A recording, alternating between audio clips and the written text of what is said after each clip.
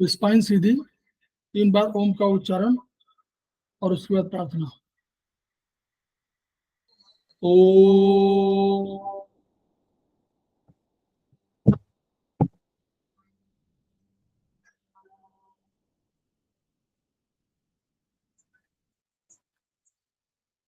ओ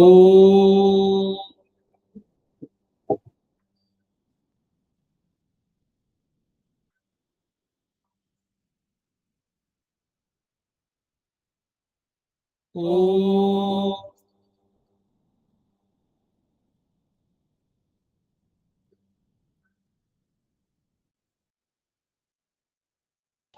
वह शक्ति हमें दो दयानिधे, कर्तव्य मार्ग पर डट जाए, पर सेवा पर उपकार में हम निज जीवन सफल बना जाए। वह शक्ति हमें दो दयानिधे, कर्तव्य मार्ग पर डट हम दुखी निभलो बिकलो के सेवक बन संताप हरे, जो है बिछड़े भूले भटके उनको तारे खुद तर जाए। वह शक्ति हमें दो दयानिधे, कर्तव्य मार्ग पर डट जाए। छल द्वेष दंभ पाखंड झूठ अन्याय से निश दिन दूर रहे, जीवन हो शुद्ध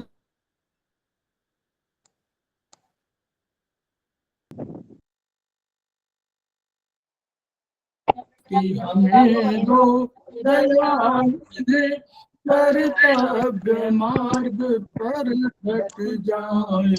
निज आन मान मर्यादा का प्रभु ध्यान रहे अभिमान, भूमि में जन्म लिया बलिदान उसी पर हो जाए। वह शक्ति हमें दो दयानिधे, कर्तव्य मार्ग पर डट जाए, कर सेवा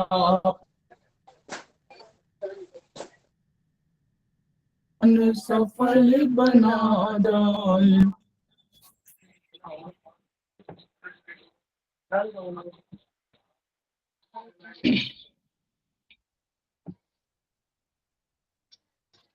समवायी क्लासेस में आप सभी का स्वागत है। हमारे बीच में श्रीमती वर्षा श्रीवास्तव, उपाध्यक्ष समवायी फाउंडेशन उपस्थित हैं, उनका स्वागत है। हमारे बीच में अनिता जैन जी सेमेस्टर 5 की स्टूडेंट हैं, वो उपस्थित हैं, वो समवायी फाउंडेशन की प्रमोटर भी हैं, उनका स्वागत है। हमारे बीच में प्रतिमा राय जी उपस्थित हैं, सेमेस्टर 1 की स्टूडेंट हैं, उनका स्वागत है। हमारे सरिता जैन जी उपस्थित है, सेमेस्टर 2 की स्टूडेंट है, उनका स्वागत है। हमारे बीच में प्रीति अरोड़ा जी उपस्थित हैं, सेमेस्टर 3 की स्टूडेंट हैं और हमारे आज के फैकल्टी भी हैं, उनका स्वागत है। हमारे बीच में संजय कुमार जी उपस्थित हैं, सेमेस्टर 3 के स्टूडेंट हैं, उनका स्वागत है। हमारे बीच में रमेश चंद्र जी उपस्थित हैं, सेमेस्टर 2 के स्टूडेंट हैं, उनका स्वागत है। हमारे बीच में लीना पाटिल जी उपस्थित हैं, उनका स्वागत है। हमारे बीच में हुमा खानम जी उपस्थित हैं, सेमेस्टर 2 के स्टूडेंट हैं, उनका स्वागत है। इसके अतिरिक्त हमारे उसमें ब्रजमोहन कुशवाहा जी उपस्थित हैं, उनका स्वागत है।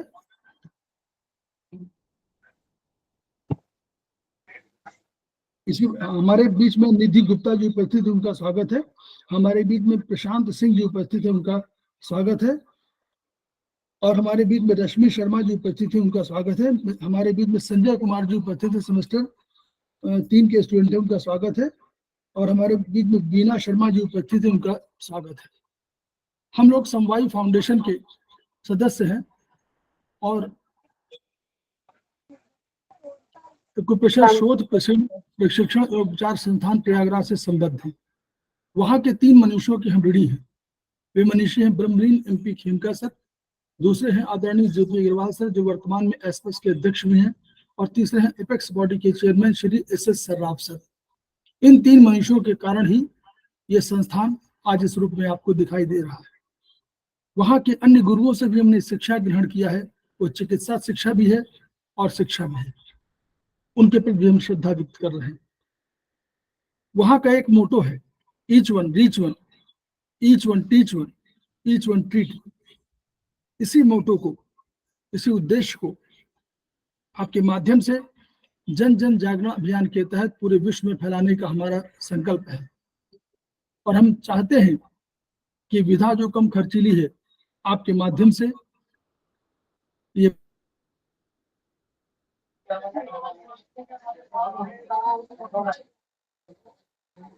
सर आवाज नहीं आ रही है आपकी।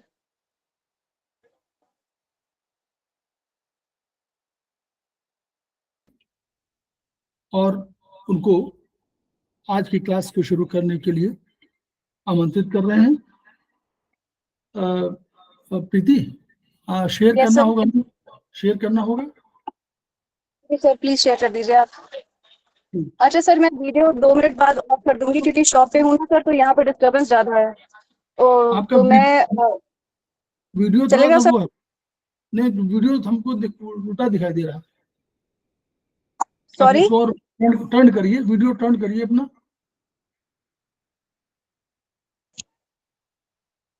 कैसे कह रहे हैं आप? वर्टिकल, आपको वर्टिकल है, अब वर्टिकल दिखाई दे रही है। हाँ ठीक है, अब ठीक है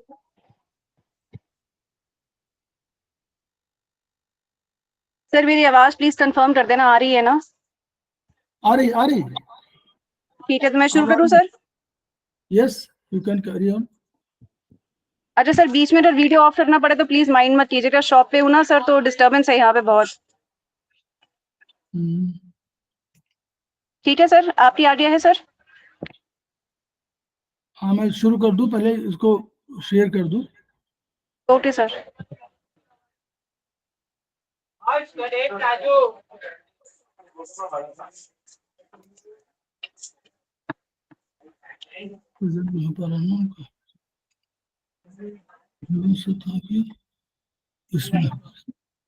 यहाँ पर इसमें यस, शेयर हो रहा है ना सर? मुझे आप नजर ही नहीं आ रहे हो। नहीं सर, आप ही बिल्कुल ब्लैंक आ रही है सर मुझे। नहीं, हमें तो स्क्रीन नजर आ रही है वैसे। मुझे नजर नहीं आ रही है। आ रही है।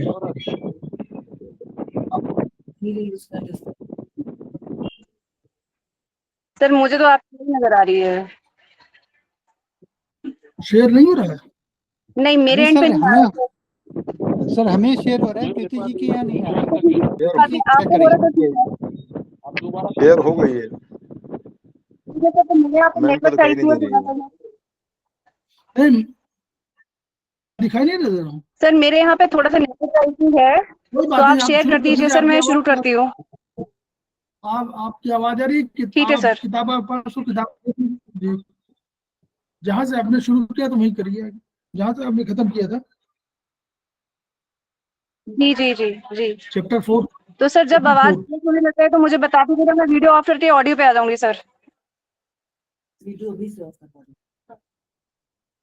आप पिछली वीडियो बार जैसे हमने ये अपने शुरू में 2-4 मिनट वीडियो ऑन रखिए और उसके बाद फिर ऑफ कर दीजिएगा, फिर आप ऑडियो में आ जाइएगा। ठीक है सर, ओके सर, डन। तो पिछली बार हम जैसे लाइव सब्सटेंस डिस्कस है तो उसमें था, और आज हमने एसेंस का चैप्टर भी डिस्कस करना है, तो वो हम बाद में आएंगे। पहले हम डायरेक्शंस ऑफ की डिस्कस करेंगे ताकि हम डिसहार्मनीज ऑफ की को समझ पाए। तो अब जैसे हम अपने बुक में देखेंगे तो यहाँ पे सर ने मेंशन किया है कि बॉडी में जो है हमारे 12 इंटरनल ऑर्गन्स है और हर ऑर्गन का अपना एक स्पेसिफिक फंक्शन होता है। तो जो भी ऑर्गन है उसके उस फंक्शन को करने के लिए जो भी की चाहिए होती है, उस की जो है उसके साथ ही जो है मिली जुली रहती है। और बॉडी में बहुत बहुत तरह की जो है की है, और हमें ये सब डिफरेंट टाइप्स ऑफ टी चाहिए होती है ताकि हमारी बॉडी जो है स्मूथ फंक्शन कर चुके। जैसे हमें एयर ची भी चाहिए, फूड ची भी चाहिए, और हमें डिफेंसिव टी भी चाहिए, हमें न्यूट्रिटिव टी चाहिए, डिफेंसिव टी चाहिए। हमें सारी चीज मिलके जो है, हमें एक टी से ही काम नहीं चलेगा हमारा, पूरी कॉम्प्लिकेटेड जो हमारी एक 206 बोन्स हमारी बॉडी में, और उसके साथ आप सोचिए कितनी सारी कॉम्प्लेक्सिटीज है हमारी बॉडी में, तो हमें बहुत डिफरेंट टाइप्स की एनर्जीज चाहिए just to run this body. तो उसमें जो है हमें ये समझना पड़ेगा, जब हम डायरेक्शंस ऑफ की बात करते हैं तो मेन 4 डायरेक्शंस की होती हैं की। एक असेंडिंग ऊपर जाना, डिसेंडिंग नीचे आना, एग्जिट करना बाहर निकलना, और एंटर करना यानी किसी मेरिडियन के अंदर जो है या ऑर्गन के अंदर प्रवेश करना। ये 4 मेन डायरेक्शंस होती हैं किसी भी की। और हर ऑर्गन जो है इसी 4 डायरेक्शंस के ऊपर ही बेसिक पे काम करता है। तो इसमें जो है हमें यिन और यांग के बैलेंस बहुत जरूरी है हमें, ताकि ये जो है स्मूथ मूवमेंट रहे की में, क्योंकि यिन आपका स्ट्रक्चर है, यांग आपका फंक्शन है। तो स्ट्रक्चर और फंक्शन से ही हर ऑर्गन बना हुआ है, और हर ऑर्गन जो है उसी बेसिस पे ही काम करता है, और इसी बेसिस पे ही उसको डिफरेंट कीज जो है अलॉटेड है। ठीक है जी। और इसमें जो समझने वाली बात है, ये कहना है जो असेंडिंग और एग्जिटिंग है वो यांग मूवमेंट है, यानी जब की ऊपर जा रही है और जब की बाहर जा रही है किसी मेरिडियन से, तो वो यांग है। और जब की नीचे की तरफ जा रही है या किसी मेरिडियन में एंटर कर रही है या किसी ऑर्गन में प्रवेश कर रही है, तो वो यिन मूवमेंट है उस की। तो सबसे पहले हम यहाँ पे लंग्स के ऊपर आते हैं। तो लंग्स जो है हमारी बॉडी में सबसे ऊपर स्थित है, और इसको एक लिड या कैनपी की तरह के जो है उसको एक कंपेयर किया, किसी ढक्कन की तरह से उसको जो है सर ने कंपैरिजन किया है। तो इसलिए क्योंकि लंग ऊपर है तो ऑब्वियसली आप इस तरह से समझिए उसकी की जो है नीचे ही आएगी। तो जब लंग्स अपनी टी भेजता है तो वो किडनी और यूरिनरी ब्लैडर को ही टी भेजता है, और यही इसका मेन फंक्शन है कि की को ऊपर से नीचे की तरफ भेजना, और ये आपने ब्रीदिंग को कंट्रोल करता है। आपने जैसे पढ़ा है इसमें कि इनहेलेशन जो है लंग्स के कंट्रोल में है। अब इसमें जो है हमें समझना है कि प्योर एयर, जब हम एयर इनहेल करते हैं तो वो जो है प्योर एयर में कन्वर्ट होती है, उसमें से सारे टॉक्सिन्स रिमूव होते हैं, प्योर एयर में वो कन्वर्ट होती है, और इम्प्योर एयर जो है एक्सपेल हो जाती है बॉडी से, उसको हम एक्सेल कर देते हैं। ठीक है जी। ठीक है। सो लंग्स जो है आपकी एक्सेलेशन को कंट्रोल करता है, और किडनीज जो है आपकी इनहेलेशन को कंट्रोल करती हैं। वो हम इसलिए कहते हैं कि किडनी, क्योंकि हमारी ओरिजिनल की रेजर्वोयर है, तो किडनी की जो है वो ऊपर जाती है, तो इसलिए वो ब्रीदिंग इन में हेल्प करती है। और लंग्स, क्योंकि आपकी लंग्स डिसेंड करती है, उसकी एनर्जी नीचे की तरफ आती है, तो वो ब्रीदिंग आउट में आपकी वो हेल्प करती है। तो इस तरह से आप रिलेट कर सकते हैं किडनी और लंग्स के फंक्शन को। तो जब लंग्स टी जो है नॉर्मल फंक्शन करती है तो आपकी ब्रीदिंग बिल्कुल नॉर्मल चलती है, और यही अगर लंग्स टी अगर डिसेंड नहीं कर पाती है, नीचे नहीं उतर पाती है बॉडी में, अपनी एनर्जी को नहीं डिसिपेट कर पाती है, तो ब्रेथलेसनेस आपको फील होती है, आपका सांस फूलने लग जाती है। और फिर हमें लंग्स के बारे में सबसे इंपॉर्टेंट बात यही याद रखनी है कि लंग्स जो है हमारी डिफेंसिव की से रिलेटेड है और स्वेट से रिलेटेड है,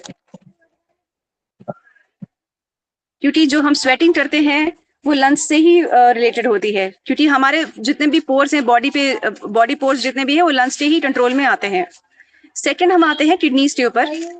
लंग्स एंड किडनीज जो है अपने आप को बैलेंस करती हैं, ये दोनों एक दूसरे से रिलेटेड है, क्योंकि इनहेलेशन और एक्सहेलेशन जैसे हमने अभी 2 मिनट पहले ही पढ़ा है, तो दोनों जो है दो मिल करते हैं। लंग्स की जो है और किडनी जो है ऊपर जाती है, और किडनी का मेन फंक्शन होता है ट्रांसफॉर्मेशन ऑफ बॉडी फ्लूइड, और लंग्स और हार्ट जो है आपकी एक्सहेलेशन को कंट्रोल करते हैं, और किडनी और लिवर दोनों मिलकर जो है आपकी इनहेलेशन और कंट्रोल करते हैं। और किडनी और हार्ट के बारे में जो हमें एक बात और याद रखनी है कि दोनों मिलकर जो है हमारा बीपी कंट्रोल करते हैं। फिर हम आ जाते हैं लिवर पे।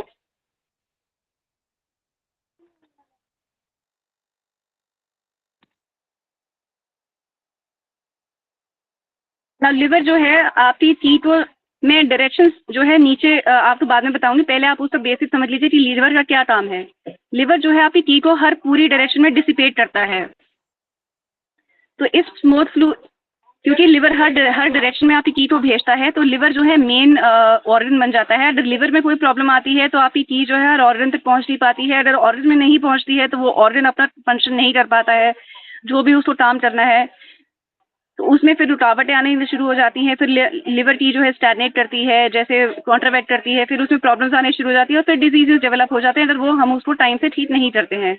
तो लिवर के 2 काम हैं, लिवर की के 2 काम हैं। एक तो की को पूरे हर डायरेक्शन में उसको फैलाता है, और दूसरा ये इंश्योर करता है कि की जो है अपनी पूरी राइट डायरेक्शन में चले, कॉन्ट्रावैक्ट ना करे। ये लिवर का काम है।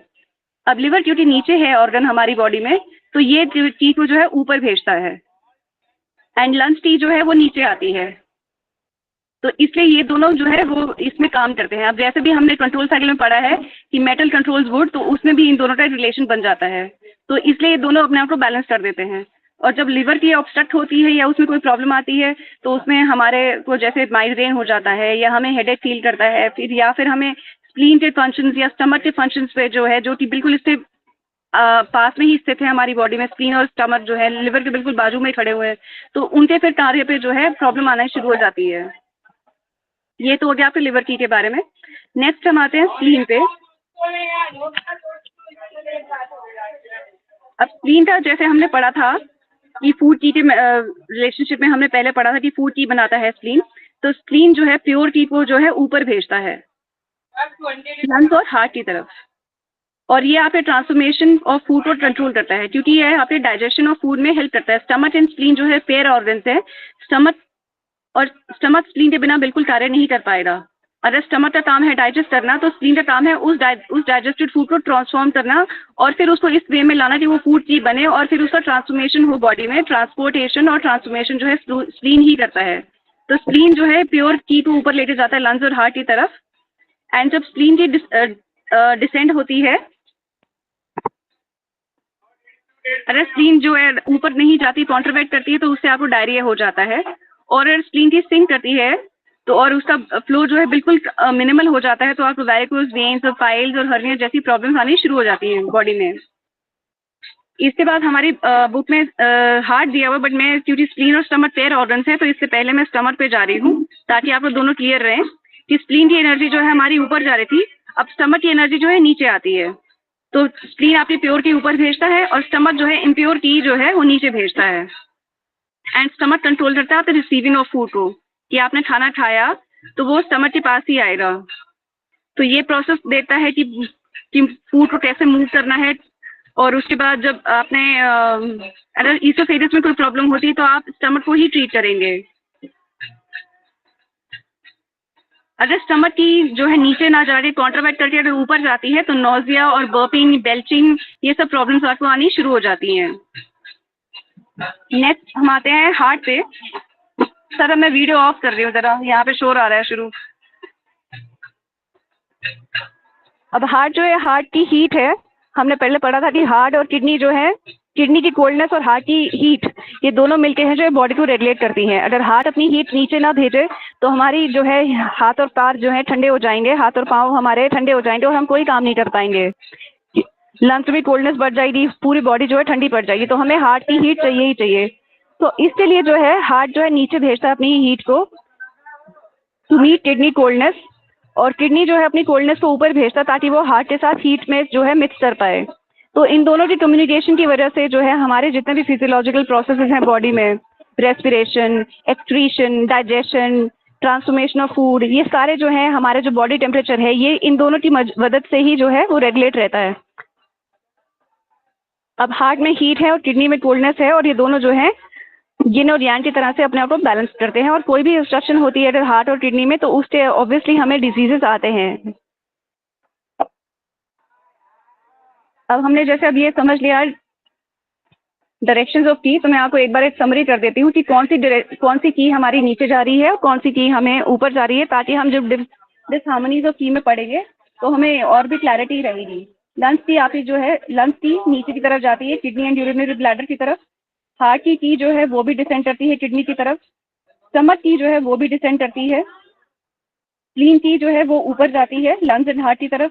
फिर लिवर की भी ऊपर जाती है, और किडनी की भी जो है वो भी ऊपर जाती है लंग्स की तरफ। तो इसमें आपको एक शॉर्ट एक समरी मिल जाती है कि कौन सी चीज जो है नीचे जा रही है और कौन सी चीज जो है हमारी बॉडी में ऊपर जा रही है, और लाइफ वाइज उनके फंक्शंस भी होते हैं। अब हम चल रहे हैं डिसहार्मनीज ऑफ की में। डिसहार्मनीज ऑफ की जो है हमारे पास 5 तरह की होती हैं। कि आइडली तो की को जैसे है, अगर लिवर पूरा प्रॉपर काम कर रहा है तो की अपनी पूरी प्रॉपर डायरेक्शन में जाएगी, हर ऑर्गन पूरा अच्छे से फंक्शन करेगा, कोई दिक्कत नहीं होगी बॉडी में, कोई डिसहार्मनी, कोई डिजीज नहीं होगा। But obviously it's a very ideal situation, ये होता नहीं है। देन डिसहार्मनीज जो की में होती हैं वो 5 तरह की होती हैं। की डेफिशिएंट होती है, एक बार की सिंक जो नीचे जाने की है वो पहले आपको बता रही हूँ। की डेफिशिएंसी, की सिंकिंग, की स्टैग्नेशन, की कॉन्ट्रावेक्शन, जब की अपना नॉर्मल फ्लो से ऊपर की तरफ या नीचे की तरफ जो भी उसका पाथ है उसको छोड़ के अपने पाथ के उल्टे जब विपरीत जाती है तो वो की कॉन्ट्रावेक्ट हो जाती है। और की एक्सेस, दैट इज की जो है उस ऑर्गन में एक्स्ट्रा हो रही है। और वो क्यों हो सकती है? क्योंकि उस शायद के पैर ऑर्गन में जो है एनर्जी कम हो गई है, तो इसकी वजह से उस पे एनर्जी जो उस तक जानी चाहिए थी वो उस तक ना चाहते उस पीछे वो जो है रिलैप्स कर रही है, तो वो उस केस में जो है टी एक्सेस हो जाती है। अब हम सबसे पहले टी डेफिशिएंसी को समझेंगे। तो टी डेफिशिएंसी जो है, टी डेफिशिएंसी का मतलब टी का कम हो जाना, एनर्जी का कम हो जाना। तो ये काफ़ी रीज़न से हो सकती है, या तो आप ओवरवर्क कर रहे हैं या आप डाइट पूरी नहीं ले पा रहे हैं अपनी, तो इसकी वजह से जो है वो टी डेफिशिएंसी हो जाती है। और ये मेनली जो है स्टमक, स्प्लीन, लंग्स और किडनी में ही होती है, इनमें कॉमनली पाई जाती है। और ये आपको कैसे पता चलेगा क्या सिम्टम्स दे रही है? अगर टी डेफिशिएंट हो गई, आपको फटीग होगी, आपका चेहरा एकदम पीला पड़ जाएगा, आपको स्वेटिंग होनी शुरू हो जाएगी, आप एकदम टायर्ड महसूस करेंगे, आप कोई काम नहीं कर पाएंगे, आप अगर कुछ भी काम करेंगे तो आप जल्दी से टायर्ड हो जाएंगे। ये आपको टी डेफिशिएंसी के सिम्टम्स हैं। नेक्स्ट हम समझते हैं टी सिंकिंग या कोलैप्सिंग। जब टी बिल्कुल डेफिशिएंट हो जाती है, बहुत कम हो जाती है बॉडी में, तो एक ऐसी सिचुएशन आती है वो सिंक कर जाती है। ये एक दिन में तो नहीं होता है, पहले टी डेफिशिएंट होती है, आपको महसूस होता है कि आप मतलब आपको एकदम से पसीना आना शुरू हो रहा है या आप एकदम से थकावट महसूस कर रहे हैं। ये कुछ कुछ सिग्नल्स दे रही है। अगर आप उन सिग्नल्स को इग्नोर कर देंगे, अगर आप अपनी बॉडी को नहीं सुनेंगे, तो फिर over a period of time जो है टी जो है गिव अप कर देती है, क्योंकि कहीं ना कहीं आपके फूड में भी कमी है, कहीं ना कहीं आपके लिक्विड इंटेक में कमी है, कहीं ना कहीं आपके एयर में भी कमी है कि आपको मतलब सांस प्रॉपर मिल नहीं रही है, ऑक्सीजन पूरा जा नहीं रहा। तो मतलब ये तीनों जो आपकी पोस्ट एसेंस टी जो है कहीं ना कहीं डेफिशिएंट हो रही है, जिसकी वजह से आपकी बॉडी में ऊर्जा का प्रभाव नहीं हो पा रहा है, तो टी सिंक कर जाती है। तो इसकी वजह से जब टी सिंक कर जाती है, और ये मेनली जो है स्प्लीन में ही ज़्यादातर पाई जाती है, तो ये इसकी वजह से ऑर्गन्स प्रोलैप्स कर जाते हैं। मतलब जो ऑर्गन जहाँ पे होना चाहिए आपकी बॉडी में वहाँ पे ना होके वो अपनी जगह से थोड़ा सा हिल जाता है, तो वो नीचे की तरफ हो जाता है। जैसे एनल प्रोलैप्स हो जाते हैं या यूट्रस प्रोलैप्स हो जाता है, कई बार वेजाइना प्रोलैप्स हो जाता है लेडीज़ में। तो ये बेसिकली जो है प्रोलैप्सिस ही शुरू हो जाते हैं। तो इसके सिम्टम्स क्या आएंगे आपको बॉडी में? जब आपको लगेगा कि सिंक कर रही है, प्रोलैप्स कर रही है, कैसे पहचानेंगे आप इसको? कि मतलब आपके बॉडी में मतलब एब्डोमेन में है डाउन बेयरिंग सेंसेशन आएगी, आपको लगेगा कि पेट में कुछ नीचे जा रहा है, नीचे सिरक रहा है, कुछ ऐसे आपको फीलिंग होगी कि something is just not normal in my stomach. और फिर डेफिनेटली प्रोलैप्स अगर होता है, एनल प्रोलैप्स, तो आपको डेफिनेटली अपने आप पता चल ही जाता है, वो तो बहुत अपेरेंट है। बाकी ऑर्गन्स को तो आप नहीं देख सकते हैं, but anal prolapse is very apparent, वो आपको समझ में आ जाता है। नेक्स्ट हम आते हैं टी स्टैग्नेशन पे। टी स्टैग्नेशन का मतलब है स्टैग्नेट होना, मतलब रुक जाना, कहीं पे उसका अवरुद्ध हो गया है, फ्लो में जो है अवरुद्धता आ गई है। तो जब टी फ्लो नहीं करती है और कहीं पे रुक जाती है तो उसको हम स्टैग्नेशन ऑफ टी कहते हैं। और इसमें जो है लिवर टी में ज़्यादा ये पाया जाता है।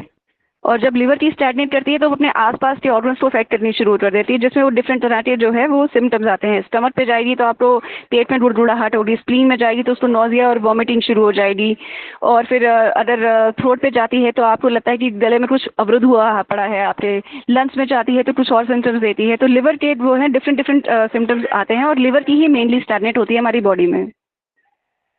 तो इसके सिम्टम्स आपको क्या आएंगे जब आपकी की स्टैग्नेट करें? कैसे आप पहचानेंगे कि आपका जो हाइपोकॉन्ड्रियाक रीजन है, मतलब जो आपके बॉडी के फ्लैंक्स हैं, जहाँ पे आप अगर साइड पे हाथ रखते हैं, जैसे कमर पे आप हाथ रखेंगे, तो हमारा वो हाइपोकॉन्ड्रियाक रीजन है जो हमारी रिब्स के नीचे पाया जाता है, जहाँ पे हमारी रिब्स खत्म होती हैं। तो ये हाइपोकॉन्ड्रियाक रीजन होता है हमारी बॉडी में। तो यहाँ पे आपको पेन महसूस होनी शुरू कर देगी, या आपको चेस्ट में पेन लगेगी, या आपको ऐसी पेन आ रही जो एक जगह रुक नहीं रही है, वो घूम रही है, कभी आपको यहाँ पेन हो रही है, कभी आपको वहाँ पेन हो रही है, तो वो ये मूविंग पेन होती है। या आप स्वॉलो नहीं कर पा रहे हैं, आप खाना तो खा रहे हैं बट आप पानी भी स्वॉलो नहीं कर पा रहे हैं, खाना तो छोड़िए आप पानी भी नहीं ले जा रहे हैं नीचे, तो वो कॉन्ट्रावेक्शन हो रही है उसमें, स्टैग्नेशन हो रही है सॉरी उसमें। या फिर आपको पीरियड्स पेनफुल हो रहे हैं, या आपको गले में एक लंप महसूस हो रहा है कि मेरे गले में कुछ अटका ही हुआ है, और या फिर आपका मूड ही खराब रहेगा, आप इरिटेबल रहेंगे या आप सैड रहेंगे, आपको पता नहीं आप क्यों सैड हैं बट आप सैड हैं। तो उस टाइम जो है टी स्टैग्नेशन के ये सारे सिग्नल्स हैं कि आपकी टी जो है स्टैग्नेट करती है। और फिर आप सिम्टम्स पहचानेंगे तो आप देख पाएंगे कि कौन से ऑर्गन पे जो है ये लिवर की जो है स्टैग्नेट हो रही है, कहाँ पे इफेक्ट डाल रही है। फिर लास्ट जो है सेकंड पार्ट लास्ट है हमारा की कॉन्ट्रावेक्शन। कॉन्ट्रावेक्शन मतलब मार्ग उल्लंघन, कि टी जो है जिस मार्ग पे उसको बहना चाहिए था उस मार्ग पे ना बह के वो जो है रेबेलियस हो रही है और वो कॉन्ट्रावेक्ट कर रही है, मार्ग उल्लंघन कर लिया उसने। जैसे आप स्टमक ही जो नीचे जानी चाहिए थी वो नीचे नहीं जाती, उल्टा वो ऊपर चली जाती है, तो उससे नोजिया और वॉमिटिंग आपको महसूस होंगे। तो बेल्चिंग, वॉमिटिंग, हिकअप्स आना मतलब हिचकी आना, और डिजीनेस मतलब जैसे आपको थोड़ी सी डिजीनेस होती है, बेहोशी होती है, तो वो जो है की कॉन्ट्रवेक्ट कर रही है उस टाइम पे, अपने मार्गन जा रही है। और की एक्सेस का मैंने आपको पहले ही बताया था, हो गया। की एक्सेस का ये होता है कि जब कहीं ना कहीं की में रुकावट है तो उस ऑर्गन में की ना जाके, अपने पैर ऑर्गन में ना जाके, उस की में जो है वो पीछे जा रही है, तो वो आपकी की एक्सेस हो जाती है। उसमें जैसे हम कहते हैं वात बढ़ जाती है, जैसे आयुर्वेद में हम कहते हैं वात बढ़ जाती है, तो ऐसे ही आपको टीसे में भी आपको उसी टाइप के जो है सिम्टम्स आने शुरू हो जाते हैं। जैसे आपके कईयों के मतलब जैसे कईयों के सिर हिलता रहता है एकदम, या उनको एकदम से पार्किंसंस टाइप के सिम्टम्स आने शुरू, हाथ पैर हिलने लग जाते हैं, उनके एकदम वायलेंट मूवमेंट्स आ जाती हैं, या स्ट्रोक हो जाता है एकदम से ही, उस टाइप का हो जाता है। तो उस टाइम जो है कि एक्सेस हो रही है, क्योंकि वो कहीं पे अपने जहाँ पे उसको पहुंचना चाहिए था वहाँ पहुंच नहीं पा रही है, वो कहीं ना कहीं वो अवरुद्ध हो रहा है उसका मार्ग। अब उसके बाद हम आते हैं फॉर्म्स, ये डिसहार्मनीज हमारी होगी। उसके बाद हम एसेंस वाले चैप्टर पे आते हैं, चैप्टर 8 पे आते हैं। और चैप्टर 8 से पहले आप पेज नंबर 11 में इसकी बुक में है, आप पहले वो बोलिए, क्योंकि एसेंस का जो है यहाँ से ही सर ने जो पोएम दी है, बहुत अच्छी पोएम दी है सर ने, और उसी से ही हम इसको बहुत सिंपल वे में हम इसको रिलेट कर पाएंगे, और बहुत ही सिंपल वे में हम इसको समझ पाएंगे। तो इसमें सर ने जो पेज नंबर 11 पे जैसे हम देखेंगे, आप एक बार ज़रा उसको देख लीजिए, मैं उसको डिटेल में समझा दूंगी अभी चैप्टर के थ्रू। तो यहाँ पे सर ने 3 तरह के एसेंस की बात की है। एक जो आपको जन्मजात मिलता है, एक आपको जो जन्म के बाद प्राप्त होता है, और एक जो आपको किडनी से मिलता है। ये 3 तरह के एसेंस बताए हैं सर ने। और पहले ही जो हमें जो जन्मजात ऊर्जा जो हमें मिलती है, जो प्री नेटल एसेंस हमें मिलता है, वो उन्होंने बताया कि आपका फेट से ही वो डिटर्मिन होती है, मतलब पीछे आप क्या कर्म करते आ रहे हैं उसके बेसिस पे ही आपके जो है आगे आपकी डेस्टिनी तय होती है। और उसी तरह से ही आप उसी टाइप का ही बॉडी शेप, आपका बॉडी कॉन्स्टिट्यूशन, आप कितने मोटे पतले ऊंचे नाटे, मतलब वो सब डिसाइड करता है आपका फेट। और ये आपको पेरेंट्स से ही मिलती है एनर्जी, और ये लिमिटेड एनर्जी होती है, क्योंकि हमने ऑब्वियसली जाना है कि जितनी हमें सांस जो है लिमिटेड ही मिलती है, काउंटेड नंबर ऑफ ब्रेथ्स हमें मिलती हैं। तो इसको हम एनर्जी को हम बढ़ा नहीं सकते हैं, ना ही हम घटा तो सकते हैं अपनी मूर्खता से, जैसे हमने अपने फूड और लाइफस्टाइल से जो है हम इसको घटा तो सकते हैं। आप ड्रग्स में पड़ गया, आपने बहुत सारे ड्रग्स करने शुरू कर दिया, आपने वेपिंग करनी शुरू कर दी, तो ये उस केस में जो है आप ये सेंस जो जन्मजात ऊर्जा आपको मिलती है वो बिल्कुल डिप्लीट होनी शुरू हो जाती है, बिकॉज उसकी भी एक लिमिट है।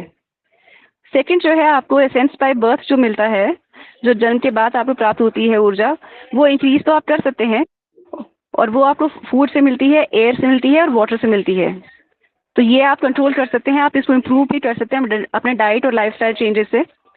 और तीसरी जो है हमें यहाँ पे मिलती है किडनी से ऊर्जा, जो कि हमारे किडनी में स्टोर होती है, और ये जो है बॉडी में सर्कुलेट तो होती है, बट ये हमारे एक्स्ट्रा ऑर्डिनरी वेसल्स में जो कि 8 हैं उनमें ही पाई जाती है।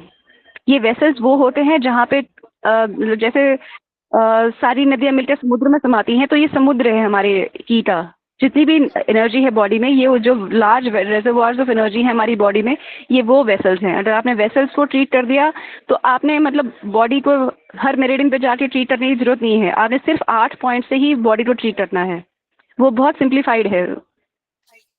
और फिर उसके बाद सर ने ये बताया है कि लेडीज़ में कैसे ये 7 8 से शुरू होता है, फिर उसके बाद मेन का दिया है 8 से शुरू होता है।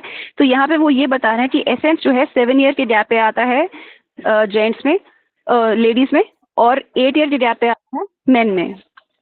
ये उसमें वो बता रहे हैं कि आप ये देखिए, पहले 7 आ रहा है, फिर 14, फिर 21, फिर 28, तो ये 7 का ही मल्टीपल चल रहा है इसमें। एंड इसमें वो बता रहे हैं कि हर 7 साल बाद कैसे कैसे हमारी की जो है चेंज हो रही है, और कैसे कैसे हमें वो बल प्रदान कर रही है कि हम बढ़ती उम्र के साथ जो है अपने रोल्स को निभा पाएँ, अपने फंक्शंस को निभा पाएँ, और हमारी बॉडी जो है कदम से कदम मिलाते चल सके इस नेचर के साथ, so that we can survive, because ultimately it is the survival of the fittest. अगर हमारी बॉडी नहीं चल पाएगी इस एज के साथ, बढ़ती एज के साथ, अगर हमारे ऑर्गन्स और हमारी एनर्जीज चेंज नहीं हो पाएंगी, तो हम कहीं ना कहीं जो है डिजीजेज में ही अवरुद्ध होते रह जाएंगे, और फिर हम अपने फुल पोटेंशियल नहीं मिल पाएंगे लाइफ में। तो बेसिकली सर ने यही बताया है इसमें, जो कि हम आगे चैप्टर्स में पढ़ेंगे। अब आप चैप्टर 8 पे आ जाइए। सर आवाज़ ठीक आ रही है? आ रही। Just give me a minute.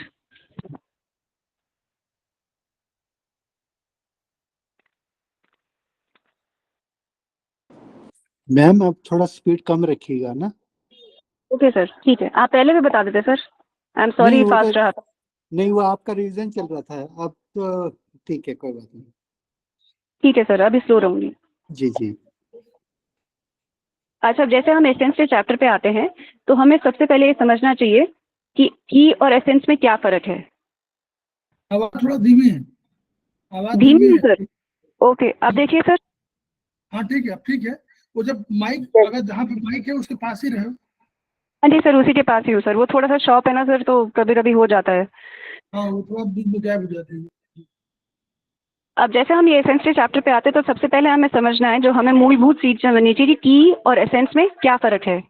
अब एसेंस जो है हमें अपने पेरेंट्स से मिलता है और बिफोर बर्थ मिलता है, ठीक है जी। उसमें हमारा कोई भी लेना देना नहीं है, हम उसमें कुछ भी कंट्रीब्यूट नहीं कर रहे। और की जो है वो हमें बर्थ के बाद मिलती है, प्री हेवन या प्री नेटल कह लीजिए, और पोस्ट नेटल या पोस्ट हेवन कह लीजिए। तो जो पोस्ट नेटल है उस पर ऑब्वियसली हमारा कंट्रोल है, उसको हम रेगुलेट कर सकते हैं और उसकी क्वालिटी हम इम्प्रूव कर सकते हैं। तो ये है पहला डिफरेंस। पहला डिफरेंस की वो हमें पेरेंट्स से मिल गया और ये जो है बिफोर बर्थ मिला और ये हमें आफ्टर बर्थ मिला। सेकेंड डिफरेंस ये आता है कि एसेंस जो है वो हम उसको उसकी पूर्ति हम नहीं कर सकते। हमें जितनी मिलती है हमें उतने से ही काम चलाना है। आप जितनी मर्जी कोशिश कर लीजिए, आप उसको नहीं रिप्लेनिश कर पाएंगे कम वर्ड में। बट की जो है आप उसको रिप्लेनिश कर सकते हैं। आज आप टायर्ड हैं तो कल आप जो है मतलब अच्छा खाना खा के या कुछ मेडिसिन लेके, अगर आपको मेडिसिन की जरूरत है अपने आप को रिप्लेनिश करने के लिए, तो वो लेके जो है आप अपने आप को एनर्जेटिक फील कर सकते हैं। आप कुछ पॉइंट्स लगा के भी एनर्जेटिक फील कर सकते हैं। ये हुआ हमारा सेकेंड डिफरेंस। थर्ड डिफरेंस ये है कि एसेंस जो है वो लॉन्ग साइकिल्स में चलती है, 7 या 8 साल की साइकिल में चलता है। जैसे अभी हमने देखा था कि लेडीज में जो है 7 ईयर की साइकिल्स में चल रहा है और जेंट्स में जो है वो 8 ईयर्स के साइकिल पे चल रहा है। बट की जो है हमारी ब्रीफ साइकिल्स में चलती है, मतलब उसकी साइकिल्स छोटी होती हैं। जैसे या तो ईयरली साइकिल्स होंगी या फिर हमें सर्केडियन साइकिल तो हम जानते ही हैं, जो हमारे सर्केडियन क्लॉक है, जो बायोलॉजिकल क्लॉक है, जो 3 से 5, और हमने जो पढ़ा है 3 से 5 लेके 3 से 5 के जो सुबह की हमारी 12 घंटे की जो है, तो वो हमने ऑलरेडी देखा हुआ है, 24 आवर्स क्लॉक, सॉरी। और लास्ट जो है उसमें कि की जो है बहुत क्विकली मूव करती है और बहुत क्विकली चेंज करती है मोमेंट टू मोमेंट। अगर आपने अभी कुछ ऐसा खा लिया, इतना हैवी भोजन कर लिया, तो डेफिनेटली आप उसी टाइम में आपको या तो नींद आने लग जाएगी अगर आपकी स्लीप डेफिशिएंट है तो, और या फिर आपके पेट में एकदम हैवीनेस आ जाएगी। तो मतलब जो भी आप करेंगे आपको अल्टीमेटली उसका अभी से अभी उसका तुरंत उसका रिजल्ट मिल जाएगा। आपने पानी पिया तो कुछ देर बाद आपको जो है यूरिन जाना पड़ जाएगा।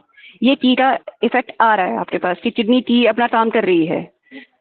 बट एसेंस जो है वो बहुत स्लोली चेंज करता है और बहुत टाइम लगता है उस एसेंस को चेंज करने में, because that is totally and completely out of our control. तो ये जो है 4 डिफरेंस है मेन की और एसेंस में। अब हम आते हैं एसेंस पे कि एसेंस जो है वो 3 तरह के हैं। सर स्पीड ठीक है अब मेरी? मैम एसेंस का जी। मीनिंग क्या, मैं समझ नहीं पा रही। Essence meaning? जी बिल्कुल मैम, एसेंस ये होता है मैम, एसेंस जो है तो निचोड़। जैसे आपने फूल लिए, आपने फूल को उबाला, उसके बाद आपने उसको छाना और उसके बाद जो आपके उसने लिक्विड को अगर आपने और उबालते गए तो वो अल्टीमेटली परफ्यूम बन जाएगी किसी प्रोसेस के थ्रू। तो वो उसका निचोड़ है, उसका एसेंस है। आपको फूल नजर नहीं आ रहा बट आपको फूल की खुशबू नजर आ रही है, रोजेस की स्मेल आ रही है, तो वो एसेंस है मैम। तो ये एसेंस जो है वो है चीज जो हमें मतलब अपने पेरेंट्स से एनर्जी मिलती है बट ये नजर नहीं आती है। जैसे बच्चा पैदा होता है तो वो हाथ पैर हिला सकता है, रो सकता है, तो ये उसके अंदर जन्मजात ऊर्जा है जो आप पिन पॉइंट नहीं कर सकते कि कहाँ मतलब कहाँ मिलेगी ये हमें बॉडी में। हम उसको अगर शरीर को हम उस टाइम काट के देख भी लें बच्चे के, तो हमें नहीं पता चलेगा कि एसेंस कहाँ से आ रहा है, ये एनर्जी कहाँ से आ रही है, बट एक्चुअली ये है। तो वो एसेंस मतलब ये निचोड़ जो होता है ना किसी चीज का मैम, तो वो है। तो हमारे माँ बाप की जो एनर्जी का जो निचोड़ है वो हमारी एसेंस है, तो उसी को हम कहते हैं। अब इसमें जो है पेरेंट्स की एनर्जी को भी हम एसेंस कहते हैं कि पेरेंट्स से जो हमें ऊर्जा प्राप्त हुई वो उनका निचोड़ है जो हमें सारी जिंदगी काम आएगा। और फिर उसके बाद हम पोस्ट हेवन में जब जाते हैं तो वो हमारे फूड, एयर और वाटर से जो हमें एनर्जी मिलती है वो उसका एसेंस है। जैसे आपने अभी खाना खाया, आपने मतलब आपने दबा के रसगुल्ले खाए तो आपको मीठा खाने से बहुत अच्छी एनर्जी मिल रही, तो वो उस मिठास का जो एनर्जी हमें देती है, जो मीठी हम जानते हैं कि अब हम मीठा खाएंगे तो हमें एनर्जी मिलेगी, तो वो ये उसका एक्सप्रेशन है, ये एसेंस होता है मैम। आपने खट्टा खाया तो आपको बिल्कुल पता चल जाएगा कि मेरे को बेल्चिंग हो रही है, आपने मीठा खाया तो आपको एनर्जी मिल जाएगी। तो वो ये उससे एसेंस, इसी तरह से आप एसेंस पहचानते हैं बॉडी में। आई होप आपको समझ में आया होगा। तो ये 3 तरह के एसेंस हैं। एसेंस फ्रॉम बर्थ, जिसको हम प्री हेवन एसेंस कहते हैं। एसेंस ऑब्टेन्ड ड्यूरिंग लाइफ, जिसको हम पोस्ट हेवन एसेंस कहते हैं या पोस्ट नेटल एसेंस कहते हैं। और तीसरा है किडनी एसेंस, जो कि किडनीज में ही स्टोर किया जाता है और वो लिक्विड फॉर्म में होता है।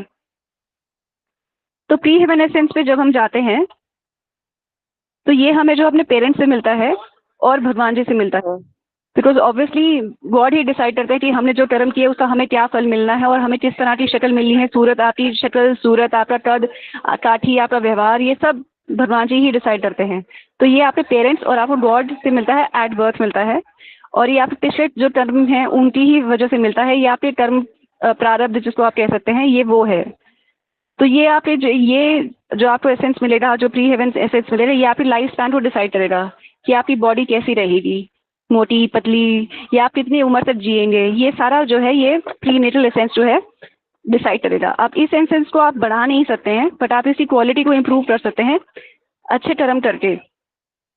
जैसे अगर आपको लगे कि आप मतलब आपको लगता है आप बहुत टैलेंटेड हैं, बट आपके आसपास तो वातावरण ऐसा है कि आप मतलब वहाँ पे बिल्कुल एडजस्ट नहीं कर पा रहे हैं, या आपको लगता है कि you need a way out, तो अगर आप उस डायरेक्शन में बचपन से लेते अगर आप अपना एक गोल सेट कर लें तो आप मतलब उस वातावरण से, उस सर्कमस्टांसेस से बाहर निकल सकते हैं। सो ये नहीं कि मतलब ये लकीर के फकीर है, आप निकल ही नहीं सकते हैं। There is nature gives us options, तो आप इसको डेफिनेटली इम्प्रूव कर सकते हैं। बट उसमें it takes a very lot of time, because हमने अभी पढ़ा कि एसेंस जो है चेंज होने में बहुत टाइम लेता है, बट चेंज हो जाता है अगर आप अच्छा कर्म करेंगे, अच्छा खाना खाएंगे, अच्छी हवा को इनहेल करेंगे। तो ये उस तरह से जो है न्यूट्रिटिव कंटेंट अगर अपनी बॉडी में आप डालेंगे तो ये एसेंस जो है इम्प्रूव कर जाता है।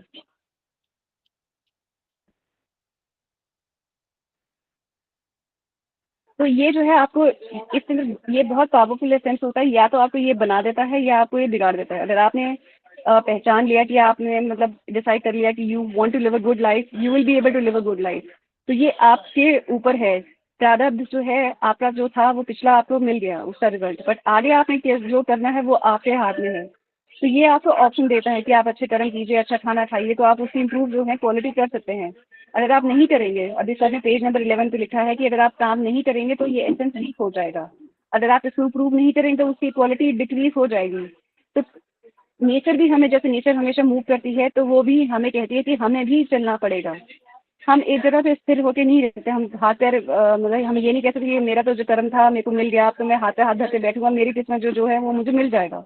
नेचर वो नहीं कहती है। नेचर कहती है कि रोज तुम्हें उठना है, रोज तुम्हें मेहनत करनी है, रोज तुम्हें काम पे लगना है और रोज तुमने अपने आप को, अपने प्रारब्ध को, अपने भाग्य को जो है बदलना है। तो नेचर हमारे साथ हर लेवल पे जो है खड़ी हुई है।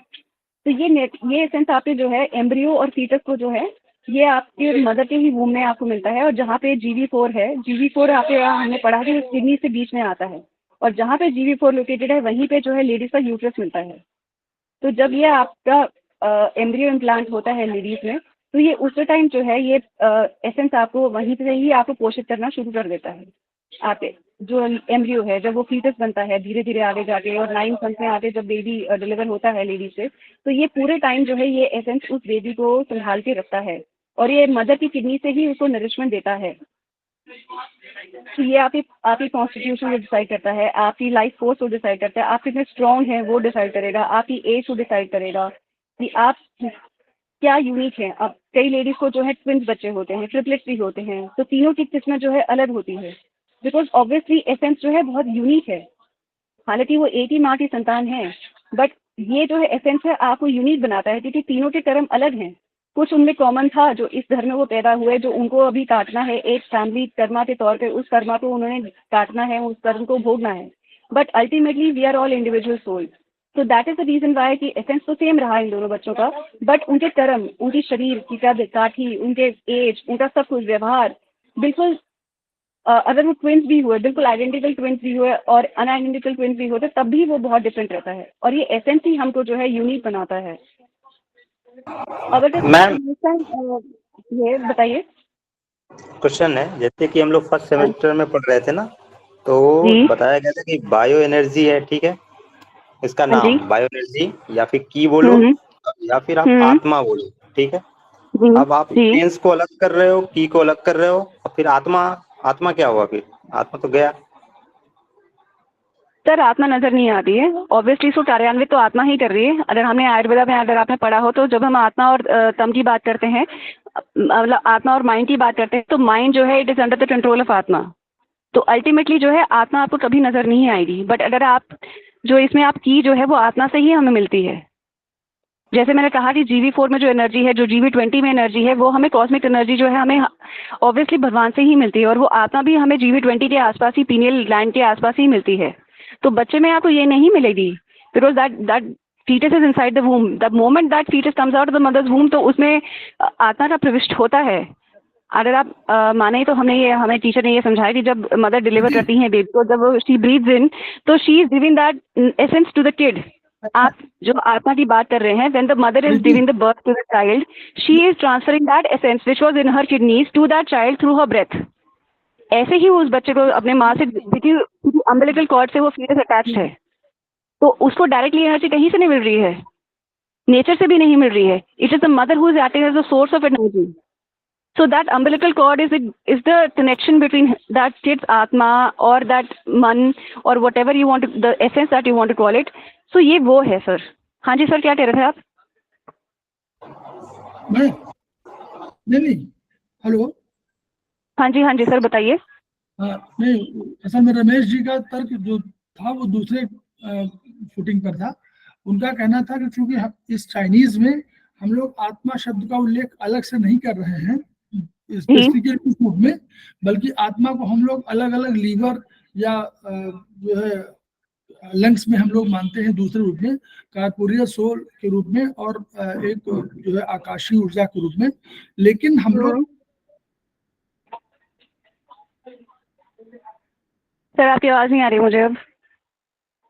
में मिल रहा है वह कहीं आत्मा का अंश है, क्योंकि अल्टीमेटली हम लोग मान रहे हैं कि परमात्मा ने हमको बनाया और माता पिता के माध्यम से वो बनाया, तो वो जीवन सत आया, इस रूप में आया, तो अल्टीमेटली वो परमात्मा के अंश के रूप में है।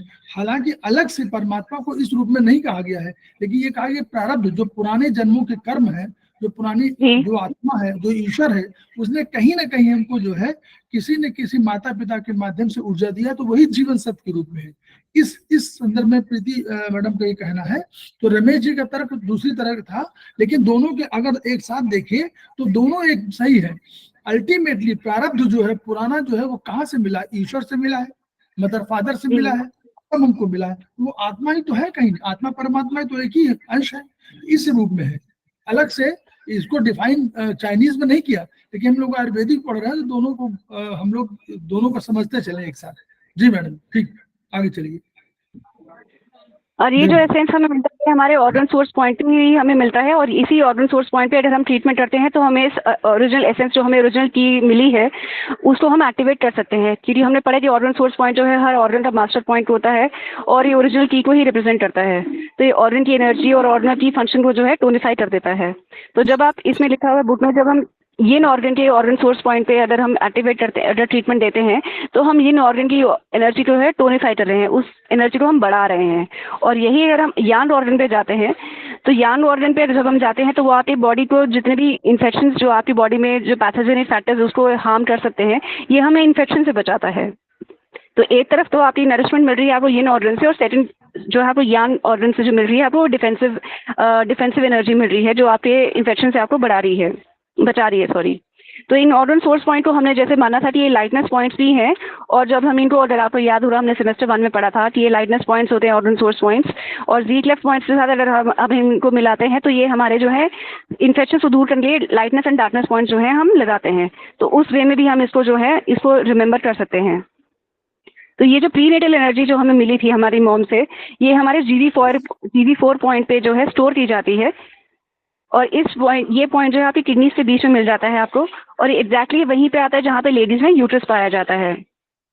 तो ये आपके जो है कंसेप्शन से ही आपके अंदर रहता है, जब आप मदर के वूम है तब से कंसेप्शन से ही आपके अंदर प्रीनेटल एसेंस होता है। बट जब आप बड़े होते जाते हैं, तो जब आप मैच्योर करते हैं, जब आप प्यूबर्टी की एज में आते हैं, तो ये फिर आपको मेंस्ट्रुअल ब्लड भी देता है, ओवा भी बनाता है लेडीज में, स्पर्म भी बनाता है। तो ये सारा प्रीनेटल एसेंस का ही काम है। तो अगर हमने अगर हमने कंजेनिटल डिसीजेस को या जेनेटिक डिजीज को जो बाय बर्थ हमें मिलती हैं, अगर हमने उस पर ट्रीटमेंट देनी है तो we must treat these organ source points. तो जैसे अगर आप इसमें हमने इसमें पूरा चार्ट दिया हुआ ऑर्गन सोर्स पॉइंट्स था, जिसमें यून ऑर्गन्स के अलग हैं और यांग ऑर्गन्स के अलग हैं। तो उसमें ये फॉर्मूला होगा कि जब आप इसका कोई भी प्रोटोकॉल बनाएंगे तो आप पहले GV4 को लेंगे, क्योंकि वो हमारे प्री नेटल एसेंस का पॉइंट है। सेकेंडली आप TW4 को इसमें लेंगे, जो कि हमारा ट्रिपल बर्नर का पॉइंट है। ऑब्वियसली ट्रिपल बर्नर हमने पढ़ा था, ये upper burner, middle burner and lower burner. तो ये आपकी एनर्जी को है पूरे यहाँ पे लिखा भी हुआ है कि आपकी ओरिजिनल की को डायरेक्टली टोनिफाई करता है और पूरी बॉडी में जो है ओरिजिनल की को सर्कुलेट भी करता है। तो इसलिए हम ट्रिपल वार्मर के भी ऑर्गन सोर्स पॉइंट्स को लेंगे एंड देन हम उस ऑर्गन सोर्स पॉइंट को उस ऑर्गन के ऑर्गन सोर्स पॉइंट को लेंगे जिसमें हमें लगता है कि हमें अब इसमें एनर्जी देनी है या जिसमें हमें जो है प्रॉब्लम नजर आ रही है। तो GV4 plus TW4 plus the organ source point of the affected organ is the protocol that you will make to treat the prenatal energy in case you are suffering from lack of energy और from any prenatal diseases. तो फिर अब इसके बाद फिर next point यहाँ पे दिया हुआ है TW4 और ST42 की बात की गई है, जो की को टोनिफाई करती हैं और ओरिजिनल की को भी बहुत स्ट्रांगली टोनिफाई करती हैं। ट्रिपल वार्मर का हमने समझ लिया कि वो जो है बॉडी में पूरी एनर्जी को जो है आपकी सर्कुलेट करता है। और स्टमक 42 इसलिए लिया जा रहा है कि स्टमक के बिना जो है एनर्जी हमारी बॉडी में नहीं आ सकती है। अगर हम खाना जैसे स्टमक में खा गए और वो स्टमक जो है एनर्जी ना बनाए, स्प्लीन उसको ट्रांसपोर्ट ना करे, तो आपका शरीर जो है बिल्कुल अधमरा हो जाएगा, अधेड़ हो जाएंगे आप। उस टाइम बिल्कुल आप कुछ काम नहीं कर पाएंगे। तो इसलिए हमने ट्रिपल वार्मर और ST42 को लिया है यहाँ पे, so that the body is able to replenish its original qi energy. अब अगर आपके प्रीनेटल एसेंस में अगर डेफिशिएंसीज आती हैं तो वो कैसे पता चलेगा, कैसे आप समझेंगे? आप ये तो डाइजेशन पुअर हो जाती है, इम्यून सिस्टम आपका पुअर होने लग जाता है, आपको बहुत जल्दी बीमार पड़ने लग जाते हैं, आपके मेंटल स्टेटस आपका पुअर हो जाता है, आपको चीज़ें समझ नहीं आती हैं, या आप मेंटली रिटार्टेड हो जाते हैं, या आपकी बॉडी जो है ग्रोथ नहीं कर पाती है जितनी उस एज में आपकी जितना चतुराटी होनी चाहिए या जितना एक बच्चे का वजन होना चाहिए। अगर वो नहीं हो रहा है तो मतलब प्रीनेटल एसेंस में कुछ ना कुछ कमी है। अगर बच्चे की बोन्स वीक हैं, जैसे थैलेसीमिया में होती हैं या कुछ, ये प्रीनेटल एनर्जी में ही कोई प्रॉब्लम होती है, बिकॉज ये सारे जेनेटिक डिजीजेज हैं। तो जितने भी जेनेटिक डिसीज हैं ये उनके आप सिम्टम्स आप समझ सकते हैं और उन सिम्टम्स के अकॉर्डिंग जो है आप, जो मैंने आपको बताया, प्रोटोकॉल लगा के आप उस थोड़ा बहुत जो है उस पेशेंट को राहत दे सकते हैं। बिसाइड्स ऑब्वियसली जो हम मेन डिजीज हो रहा है उसको भी ट्रीट करेंगे, बट ये प्रोटोकॉल हमको साथ में साथ देना चाहिए ताकि हम उसको एकदम रूट से ट्रीट कर पाएं। और किडनी, हाँ जी बताइए। जैसे कि अपनी स्टमक की बोलते हैं ना हम लोग, स्टमक की ना, तो हाँ। उसमें आप की डिफिशियंसी में ST42 तो दिखता नहीं है कहीं, ST36 दिखता है सर। यहाँ पे बुक में तो ST42 लिखा है, मैंने उसकी डिस्क्रिप्शन नहीं पढ़ी है कि ST42 में एक्चुअली क्या क्या वो काम करता है, बट अगर इसमें मेंशन है तो अरविंद सर प्लीज आप बता सकते हैं सर ये क्या क्वालिटीज हैं सर ST42 की? ST42 ऑर्गन सोर्स पॉइंट है ना, तो वही बता रहे हैं, उसी का बता रहे हैं कि एक्चुअली ST42 जो ऑर्गन सोर्स पॉइंट है, तो चूंकि यांग ऑर्गन का ऑर्गन सोर्स पॉइंट है तो उसकी अपनी विशेषताएं हैं, इनकी अपनी विशेषताएं हैं। तो इसमें बताया कि expel wind cold from face in facial paralysis, तो ये ST42 और अगर TW4 जिसका clear heat in gall bladder, तो इन दोनों के संयुक्त प्रभाव का ये होता है कि ओरिजिनल की और की दोनों टोनिफाई होती है। ये उसका दिया हुआ है। अब क्यों होता है ये? क्योंकि ऑर्गन सोर्स पॉइंट है नेचुरली। अब आप ये पॉइंट है कि स्टमक का अगर ऑर्गन सोर्स पॉइंट होगा तो स्टमक और स्प्लीन दोनों इंपॉर्टेंट वो है की लिए भी और दोनों जो है इसेंस के लिए भी। क्योंकि देखिए इसेंस का भी अब कंसेप्ट और समझिएगा, अभी बता रही मैडम। इसेंस जो है केवल यही नहीं है कि जो ये जो इसेंस मिला कहीं पर आपको, चाहे जीवन सत्व के रूप में मिला, चाहे आपकी किडनी में हुआ, कभी द्रव के रूप में हुआ, और जैसे पंच बिजली होती है वैसे कुछ लिक्विड जो है वो भी गैसेस फॉर्म में ट्रांसफर होता रहता है। तो जैसे पंच बिजली में पानी से बिजली बनाई जाती है, दिखाई नहीं पड़ती है, वैसे ही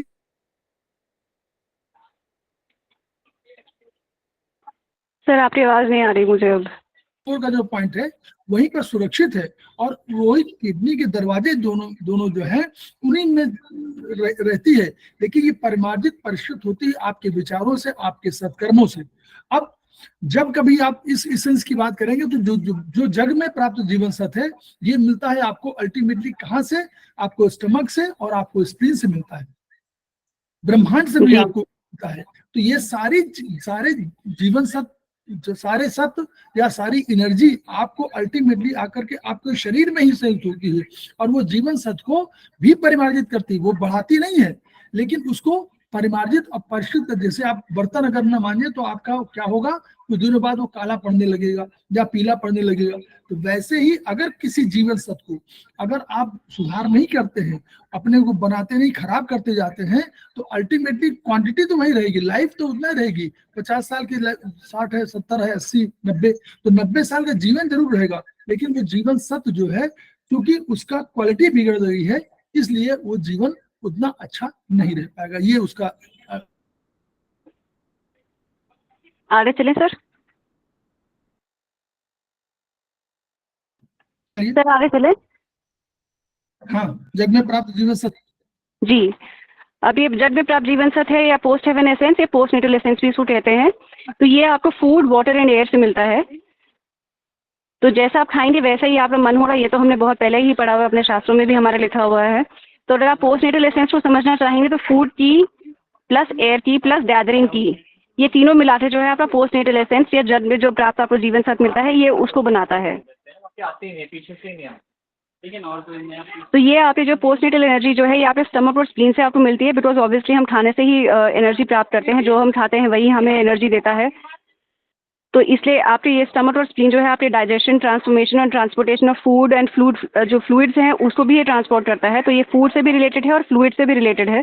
तो इसलिए जो है ये एसेंस जो है कंट्रोल अल्टीमेटली जो है स्टमक और स्प्लीन से ही होता है, और इसी से ही आपकी जो है टी बनती है शरीर में। तो स्टमक और स्प्लीन को जो है root of post heaven essence कहा जाता है। और ये जो है पोस्ट हेवन एसेंस जो होता है, इसको आप स्टोर भी कर सकते हैं और इसको आप रिप्लेनिश भी कर सकते हैं। स्टोर इस तरह से होता है, जैसे आप रोज खाते हैं, तो ये नहीं कि आपने आज खाया तो आज ही आपकी एनर्जी डिप्लीट होगी, कल सुबह आप उठने की स्थिति में ही नहीं होंगे। तो ऑब्वियसली वो एनर्जी कहीं ना कहीं जाके स्टोर होती है आपके बॉडी ऑर्गन्स में, तो वो स्टोर भी होती है और रोज के बेसिस पे जो है रिप्लेनिश भी होती है अपने सर्केडियन क्लॉक के रिदम पे। तो जब आप सोचती है पोस्ट नेटल एसेंस में, तो आपको कुछ सिम्टम्स होते हैं अगर इसमें पोस्ट नेटल एसेंस में कभी कोई कमी आती है, तो आप ये जब बूढ़ी फैट हैबिट हो जाती है, तो ये डिफिशिएंट होना भी शुरू हो जाता है। तो उसमें आपको कैसे पता चलेगा कि आपको इसमें प्रॉब्लम आ रही है, ताकि आपको इसमें ट्रीटमेंट कर रही है। तो उसमें आता है इंडाइजेशन से पता चलता है, या आपको गैस बहुत बननी है, या लूज मोशंस होने लग जाते हैं, हाइपर एसिडिटी, हाइपो एसिडिटी, या इरिटेबल बाउल सिंड्रोम। तो ये जितने भी स्टमक और स्प्लीन से रिलेटेड जितने भी डिजीजेस हैं, जब ये सब आपको बॉडी में आपको ये सब महसूस होता है, तो आपको अपने स्टमक एंड स्प्लीन दोनों पे जो है ट्रीटमेंट कर देनी चाहिए कि आप जो है पोस्ट नेटल एसेंस में कहीं ना कहीं कमी हो रही है, कहीं ना कहीं आपके फूड हैबिट्स जो है गलत हो गई हैं, आपने कुछ गलत खा लिया है, या आपने कुछ कहीं पे दूषित पानी पी लिया है, कहीं पर जैसे आपके हवा वायु चेंज होती है जब आप कहीं जाते हैं, तो वहाँ पे जैसे ही आपका वातावरण चेंज होता है, नेचर चेंज होती है, तो आपको वहाँ पे भी ये सब प्रॉब्लम्स आनी शुरू हो जाती हैं। तो उस केस में आपको स्टमक एंड स्प्लीन की पे जो है ट्रीटमेंट करनी चाहिए। तो आपकी जो है डाइजेशन वीक हो जाती है इस केस में, तो इसमें हमें ट्रीटमेंट देनी है स्प्लीन की डेफिशिएंसी के पॉइंट्स पे और स्टमक की डेफिशिएंसी के पॉइंट्स पे। तो आप उसमें देखेंगे तो ये सारे पॉइंट्स जो हैं बहुत इजी पॉइंट्स हैं, और उसमें 3 पॉइंट्स तो बहुत ही कॉमन है, स्टमक 36, CV12 एंड UB21, ये तो दोनों में ही कॉमन है। उसके बाद तो फिर SP3 एंड 6 और CV6, ये 3 पॉइंट्स ही बचते हैं। तो ये बहुत इजी प्रोटोकॉल है जो हम अप्लाई कर सकते हैं और अपनी स्प्लीन और स्टमक की एनर्जी को जो है बैलेंस कर सकते हैं। और हमें स्प्लीन में ज़्यादा प्रॉब्लम आती है क्योंकि हमारा जो आज का खान पान है वो इस तरह का है कि स्प्लीन में जो है डिफिशिएंसी आपको ज़्यादा आ जाती है। तो आपकी ये जो पोस्ट नेटल एसेंस है, आपको अगर ये कभी इसको जैसे आपने इसको दुरुस्त रखना है, तो आपको अच्छा खाना खाना चाहिए, आपको अच्छा सोचना चाहिए, क्योंकि जैसा आप सोचते हैं वैसे ही किसी की प्लीज़ डिस्टर्बेंस म्यूट कर लीजिए अपने आप को प्लीज़। तो अगर आप अच्छा खाएंगे और अच्छा सोचेंगे और फिर फिजिकल एक्सरसाइज भी करेंगे, आप अच्छा लाइफस्टाइल रखेंगे कि आप मतलब टाइम से उठ रहे हैं, टाइम से सो रहे हैं, तो उसमें जो है आपका पोस्ट नेटल एसेंस बहुत अच्छा काम करेगा। और फिर आप स्टमक अगर फिट है तो आपकी पूरी बॉडी फिट है। ये हमने पढ़ा है कि स्टमक से जो है सारी प्रॉब्लम आती हैं। It is a root of all the diseases. Ma'am मुझे ये पूछना है, स्प्लीन और जी, स्टमक बताइए। जो डेफिशिएंसी है, तो मुझे टोन ही करना है सारे पॉइंट्स को? यस मैम, टोन करना है मैम। ओके, टोन ही होंगे, डेफिशिएंसी में टोन होंगे मैम। स्टैग्नेशन में जो है वो सिडेट होते हैं, बट डेफिशिएंसी में टोन होते हैं। Okay, thank you. अब हम आते हैं किडनी एसेंस पे। तो किडनी एसेंस जो है आपको प्री नेटल एसेंस और पोस्ट नेटल एसेंस से बनके जो है आपका किडनी एसेंस बनता है, और ये लिक्विड फॉर्म में होता है। हम इसको किडनी एसेंस क्यों कहते हैं? जो हमने पहले एसेंस पढ़ा था वो हम इसको किडनी एसेंस क्यों कहते हैं, क्योंकि वो एसेंस जो है हमारे किडनीज की लोकेशन के वहाँ पे रहता है, इसलिए हम उसको किडनी एसेंस का नाम देते हैं। ये किडनी के बीच में स्थित होता है, GV4 पे स्थित होता है, ये लिक्विड फॉर्म में पाया जाता है, तो इसलिए हम जो है इसको किडनी एसेंस के नाम से जानते हैं। और क्योंकि ये प्रीनेटल एनर्जी जो हमें जन्मजात अपने पेरेंट्स से मिली है और जो हमारे टर्मों अनुसार जो हमें मिली है प्रारंभ के तौर पे, और जो पोस्टनेटल एनर्जी हमें मिली है, ये उन दोनों से मिलजुल के जो है काम करता है। जो अपनी किडनी जो है काम करती है, इन दोनों से जो है वो मिलके जो है काम करती हैं। तो प्रीनेटल एसेंस की जब हम बात करते हैं तो ऑब्वियसली ये हेरिडिटरी एनर्जी है, जो आपके पूरे कद काठी को, आपकी कॉन्स्टिट्यूशन को, आपकी बॉडी किस तरह से रहेगी, आपका जो एज है वो कितना रहेगा, तो ये जो है किडनी ये जो है इसको प्रभावित करता है। बट इस सेंस को जो है हम बहुत मतलब बहुत मुश्किल से ही रिप्लेनिश कर पाते हैं। ये बेसिकली ना के बराबर ही आप कभी इसको इफेक्ट कर पाएंगे। It is very difficult to change this essence. आप जहाँ पे कर सकते हैं वो सिर्फ पोस्ट हेवन एसेंस को आप कंट्रोल कर सकते हैं, उसी से आप अपनी बॉडी को बलिष्ठ बना सकते हैं, उसी से आप अपनी सारी प्रॉब्लम्स को है जो दूर कर सकते हैं। और इसी जो है ये किडनी से ही पूरी बॉडी में सर्कुलेट होता है, स्पेशली 8 एक्स्ट्राऑर्डिनरी वेसल्स जो हमने पढ़े थे अभी पोएम में। तो ये जो है रिजर्वायर्स ऑफ एनर्जी होते हैं, एनर्जी के भंडार होते हैं। तो ये 8 एक्स्ट्राऑर्डिनरी वेसल्स के नाम से ही जाने जाते हैं। अब इस एसेंस के जो है 4 कार्य हैं हमारी बॉडी में: growth, reproduction, development and mental progress. ये सारा काम तभी होगा जब आपकी किडनी एसेंस जो है काम करेगी, आपकी किडनी से एनर्जी पूरी बॉडी में सर्कुलेट होगी, और उसके बाद ये आपकी किडनीज को भी स्ट्रॉन्ग बनाता है। ये एसेंस जो है किडनीज में रहता है तो किडनीज को स्ट्रेंथ प्रदान करता है, ताकि किडनी यान जो है वो आपकी बॉडी को, और किडनी यान जो है आपकी बॉडी को हीट प्रदान करे, और फिजियोलॉजिकल प्रोसेसेस जो होने चाहिए हमारे शरीर में, एक्सक्रीशन, एक्सलेशन, इनहेलेशन, ये सब जो है प्रोसेसेस तब होंगे जब ये जो है सही से काम कर पाएगा और किडनी तक एनर्जी सही से पहुँच पाएगी। ये जो है हमारे बोन मैरो को भी बनाता है, तो ऑब्वियसली RBCs की फॉर्मेशन में भी हेल्प करता है। फिर आपकी कॉन्स्टिट्यूशनल स्ट्रेंथ, जो कि आपकी शरीर की जो स्ट्रेंथ है, शारीरिक जो आपकी क्षमता है, उसको भी ये डिसाइड करता है। और ये आपके जो है इसको कहते हैं जिंग, की, शेन, इन तीनों को जो है ये रेगुलेट करता है, आपके एसेंस को, आपकी बॉडी की एनर्जी को और आपके माइंड को। ये तीनों पे जो है आपका किडनी एसेंस जो है वर्क करता है। अगर ये किडनी एसेंस आपकी बॉडी में अगर कम होता है, अगर किडनी की क्षमता कम होती है किसी न किसी तरीके से, या एज वाइज भी अगर वो कम होती है विद एज, तो कुछ ना कुछ ये सिम्टम्स देती है। जैसे बुक में सारी डिटेल्स दी हुई हैं कि slow mental and physical development हो जाती है बच्चों में, ऑस्टियोपोरोसिस होना जाती है, इनफर्टिलिटी की आप आजकल काफ़ी रैम्पेंट है, इनफर्टिलिटी बहुत कॉमन हो गई है आज की डेट में, इम्पोटेंसी भी बहुत कॉमन हो गई है, स्ट्रेस इतना बढ़ गया है आजकल की लाइफ में कि ये सब चीज़ें जो है किडनी को इफेक्ट कर रही हैं, और उसकी वजह से जो है ये सब प्रॉब्लम्स हमारे आ रही है। मेंटल रिटार्डेशन भी है, जब एक बच्चे को एनर्जी प्रॉपर नहीं मिलती है, या वो बच्चा पैदा होने के बाद अगर इनहेल नहीं करता है, उस टाइम पे अगर वो सांस नहीं लेता है, बच्चा रोता नहीं है, तो हमने पढ़ा था कि उसकी लंग्स में एनर्जी नहीं जाती है तो उसके ब्रेन को अफेक्ट कर देता है, तो बच्चा जो है मेंटली रिटार्डेड हो जाता है और वो CP चाइल्ड बन जाता है, मतलब सेरेब्रल पाल्सी हो जाती है बच्चे को। तो उस केस में जो है बच्चा मेंटली रिटार्डेड भी होता है, क्योंकि ऑक्सीजन उसकी लंग्स ब्रेन तक नहीं पहुंची है। फिर अर्ली एजिंग के भी साइंस आ जाते हैं, आप बहुत जल्दी बूढ़े होने लग जाते हैं, हेयर फॉल शुरू हो जाता है, आपको ग्रे हेयर हो जाते हैं। तो ये सारे जो है हम सिम्टम्स ये हमारे बुक में लिखे हैं। फिर टिनाइटिस की भी प्रॉब्लम आ जाती है, डेफनेस है, वीकनेस इन नीज है, weak memory, frequent attack of cold, ये सब जो है प्रॉब्लम्स जो हैं ये किडनी एसेंस के ही कारण होती है। तो आप ये देखेंगे कि मतलब ऐसा अगर हमें बिल्कुल हेल्दी रहना है तो हमें किडनी एसेंस पे बिल्कुल वर्क करना है, हमें अपने खान पान पे भी ध्यान देना है। जी बताइए। ये टिनाइटिस क्या होता है? टिनाइटिस क्या होता है मैम? हम टिनाइटिस वो होता है कि जब आपको कानों में आवाज़ आनी शुरू हो जाती है, जैसे कान में सीटी बज रही है, या कान में मतलब कीड़े की जैसे भुनभुन आपको सुनाई देती है, जैसे कीड़े चल रहे, मतलब समझ रहे हैं आप, उस तरह से कोई भी कान में अब आपको आवाज़ आती है, कंटिन्यूसली आती है बिना रुके ना, वो टिनाइटिस होती है। तो वो किडनी की वीकनिंग की ही वो दिशा बता रहा है कि किडनी आपकी वीक हो रही है। नॉर्मली एजिंग फैक्टर है ये। हाँ जी बिल्कुल। और वर्टाइगो की भी प्रॉब्लम होती है, आपको एकदम से चक्कर आने शुरू हो जाते हैं, आपको बिल्कुल आप खड़े ही नहीं हो पाते। हॉलो फीलिंग इन हेड, ये हॉलो फीलिंग हमने पढ़ा था पेरिकार्डियम में भी पढ़ा था कि अगर पेरिकार्डियम में भी डेफिशिएंसी होती है तब भी हमें जो है सिर में खोखला खोखला लगता है, तो बट वो सेंटर ऑफ द हेड में होता है। ये जनरल आपको हॉलो फीलिंग इन हेड है, ये जनरल वे है। फिर RBCs कम हो रही हैं बिकॉज ऑब्वियसली ये बोन मैरो को अफेक्ट करता है, तो इसकी वजह से आपकी RBCs जो है कम हो जाती हैं। फ्रीक्वेंट अटैक ऑफ कोल्ड है, क्योंकि ऑब्वियसली आपकी डिफेंसिव की जो है कम हो रही है, आप मतलब अच्छे तरह से अपने आप को डिफेंड नहीं कर पा रहे हैं, डिसीजेज आपको एकदम से घेर पा रही हैं, क्योंकि हमारी पोस्टनेटल एसेंस जो है वीक है, हमने अच्छा खाया पिया नहीं है, जिससे हमारी डिफेंसिव की जो है वीक बनी है।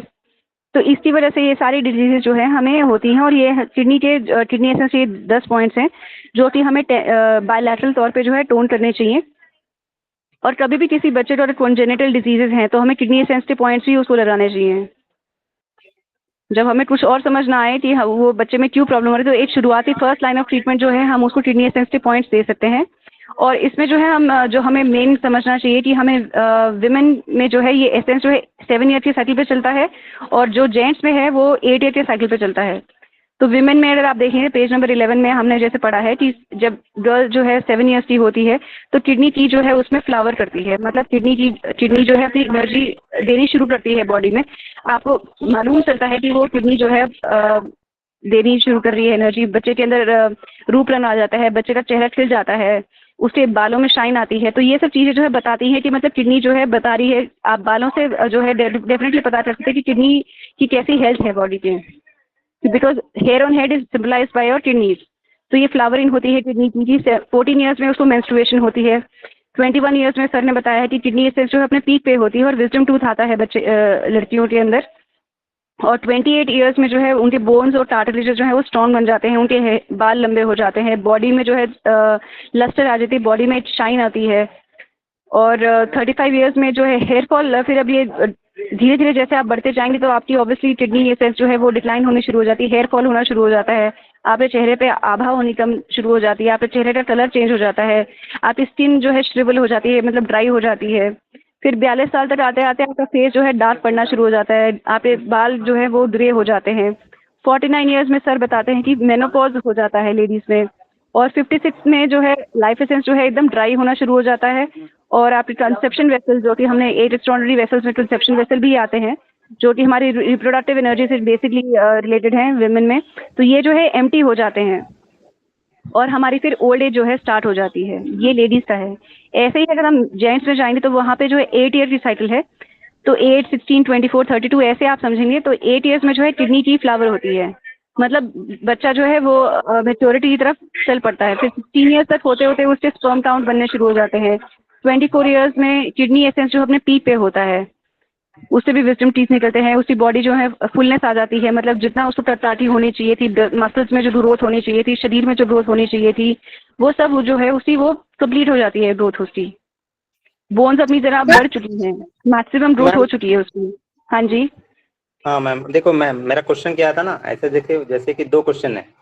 एक क्वेश्चन बताइए। है आप जो एसेंस और ओरिजिनल की अलग बता रहे हो, करेक्ट? सर एसेंस और ओरिजिनल टी में कोई फर्क नहीं है। ओरिजिनल टी नहीं, जो है हमारी किडनी से ही आ रही है। मतलब एसेंस के ओरिजिनल की के साथ एसेंस भी रहता है, यही मतलब है? जी बिल्कुल आता है सर। अच्छा ठीक है, चलो। तो मैम क्वेश्चन एसेंस मेरा जो ये है है, आपने, हाँ जी बताइए। नहीं बस वही था क्वेश्चन कि जैसे कि अभी डिफिशियंसी, जब स्टमक की डिफिशियंसी बोलते हैं ना, तो हम हाँ जी। ST42 यूज नहीं करते। मतलब अधिकतर पॉइंट मैं देख रहा हूँ ST42 यूज नहीं किया जाता।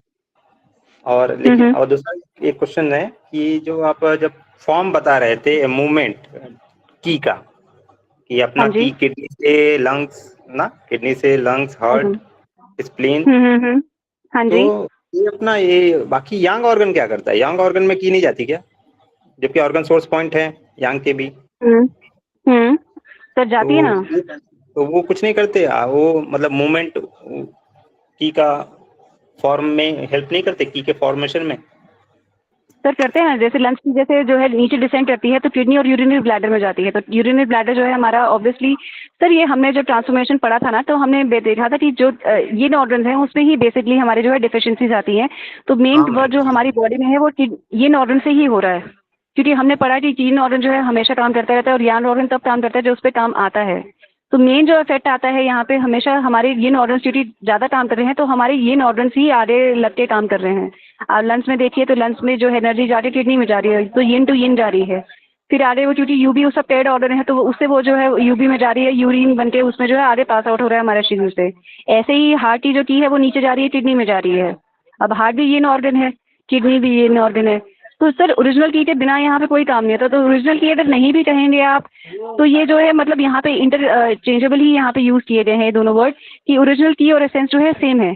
एसेंस और ओरिजिनल टी में बस आपको मैंने पहले भी जैसे मैंने आपको क्लास के शुरू में इस चैप्टर के शुरू में बताया था कि टी और एसेंस में क्या फ़र्क है, कि एक हमें पेरेंट्स से मिल रही है, एक हमें अपने खान पान से मिल रही है, एक को हम रिप्लेनिश कर सकते हैं, दूसरे को हम रिप्लेनिश नहीं कर सकते हैं। फिर एक जो है 7-8 साल के गैप पे आप उसका प्रभाव देख पाते हैं, और टी का प्रभाव आप रोज देख पाते हैं, टी को आप रोज चेंज कर पाते हैं। तो ये टी और एसेंस में जो है फ़र्क है सर। और एसेंस टी जहाँ पे हम बात करते हैं तो उसका रूट जो है हमारी मदर में है, हम जो एसेंस ले रहे हैं अपनी मदर से ले रहे हैं, और जब हमारी जब बेबी की डिलीवरी होती है तब वो एसेंस जो है बच्चे में ट्रांसफर होता है, और फिर जो है वो किडनी टी में ट्रांसफर होता है, क्योंकि अब वो लिक्विड फॉर्म में आ जाता है, अभी तक वो लिक्विड फॉर्म में नहीं था। अब जब मदर ने बेबी को डिलीवर किया, उसने फर्स्ट ब्रेथ ली, तो उसी टाइम उसकी गैदरिंग टी बनी, उस टाइम उसकी एयर टी बनी, तो उस टाइम जो है टी जो है स्टार्ट हुई उस बॉडी में सर्कुलेट होनी in the form of air T, in the form of gathering T. अभी फूड टी तो बनी नहीं क्योंकि बच्चे ने अभी तो कुछ खाया है नहीं, तो air T and gathering T is the first T that is formed in a child's body. तो यहाँ पे जो है फर्स्ट एनर्जी यहाँ पे फॉर्म हो गई, और ओरिजिनल टी भी एक्टिवेट होगी। ओरिजिनल टी एक्टिवेट नहीं होगी किडनी के बीच में जो लिक्विड फॉर्म में है, अगर बॉडी में वो सर्कुलेट नहीं होगी तो बच्चा कुछ भी नहीं कर पाएगा, वो हाथ पैर भी नहीं हिला पाएगा। तो ये है एसेंस और ओरिजिनल टी का जो है कनेक्शन यहाँ पे है sir. I hope I am clear sir. हाँ मैम, ठीक है बहुत, थैंक यू मैम। देखिए बाकी सर ज्यादा बता सकते हैं सर, आप प्लीज इसमें कुछ ऐड कर सकते हैं sir, I might be wrong sir. ठीक ऐसा प्रशांत जी, देखिए पहले समझ लीजिए इन और यांग, कितने लेने इन और यांग का कंसेप्ट जब तक समझ में नहीं आएगा तब तक हम लोग समझ नहीं पाएंगे कि की क्या है, इसेंस क्या है। सारी चीजें संसार की कोई भी चीज है जो बनी है वह इन और यांग से बनी है, क्योंकि जब नेचर, पहला सेंटेंस यही कि नेचर ने अपने को दो रूपों में प्रकट किया, इन और यांग, लेकिन दोनों एक दूसरे के साथ कॉम्प्लीमेंट्री हैं। तो जो इन और इन है वो स्ट्रक्चर के रूप में है, और इन आपका इसेंस के रूप में है। जब की बात हम करते तो की यांग का प्रतिरूप है कहीं ना कहीं, क्योंकि यांग चलाता है, मूवमेंट करता है, मूवमेंट के लिए जिम्मेदारी है वो, चूंकि वो विरल था तो वो आकाश तत्व की ओर उसका गया, मतलब आसमान की ओर गया, और जो विरल था वो ऊपर की चला गया, और जो कंडेंस हुआ जाकर फॉर्म वो इनके फॉर्म में हुआ, वो पृथ्वी तत्व में गया। तो दोनों के फंक्शन में अंतर हो गया।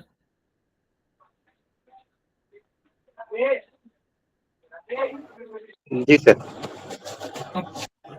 लिक्विड की बात करेंगे, जहां जहां कहीं आप स्ट्रक्चर की बात करेंगे वो इन के रूप में है, इन नहीं है। कभी इन उसको नहीं माना जाना चाहिए, वो इन रूप है। मैं शब्द बोल रहा हूँ, इनको रूप बोलिए, क्योंकि इन तो हो ही नहीं सकता कोई, इन और यांग नहीं हो सकता। जैसे आप माता पिता हैं तो आपका बच्चा आप नहीं हो सकते, आपकी तरह है, वो बाद में विकसित करेगा अपनी ऊर्जा लेकर के, लेकिन वो आप नहीं हो सकते। उसी तरह इन और यांग माता पिता है। इन्होंने जो है इनने, चाहे रक्त को आप कहें, चाहे भोजन को आप कहें, जिसको भी आप कहना चाहें, वो आप इन रूप कह सकते हैं, इन नहीं है। उसी तरह यांग रूप की जो है क्या है, की मूवमेंट कर रही है, मूवमेंट का रिप्रेजेंटेटिव मेन कौन है, यांग। तो यांग में इन है और इन में यांग है। कोई भी ऑर्गन, कभी भी कोई भी ऑर्गन अपना फंक्शन बिना इन के और यांग के कंप्लीट नहीं कर सकता। रक्त जो है खुद इन रूप है, लेकिन रक्त बहेगा कैसे, बहने के लिए की चाहिए, वो यांग रूप है।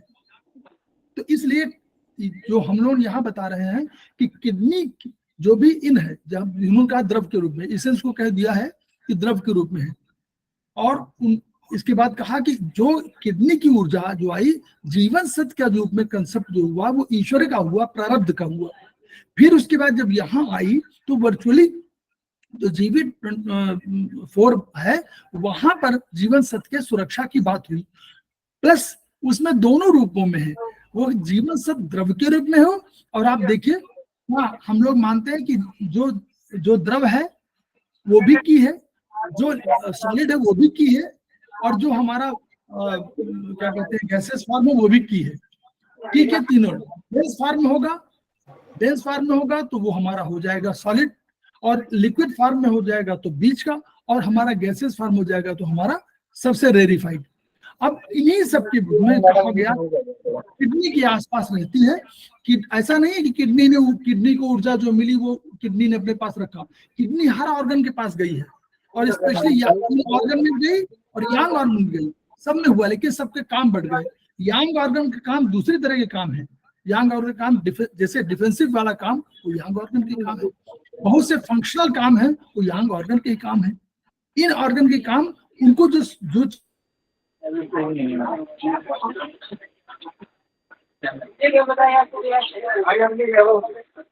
इन दोनों के बिना काम नहीं हो सकता। अगर सब्जी कोई नहीं लाएगा तो खाना नहीं बन पाएगा, बात सही है, लेकिन सब्जी लाने का काम दूसरे का है और खाना बनाने का काम दूसरे का है।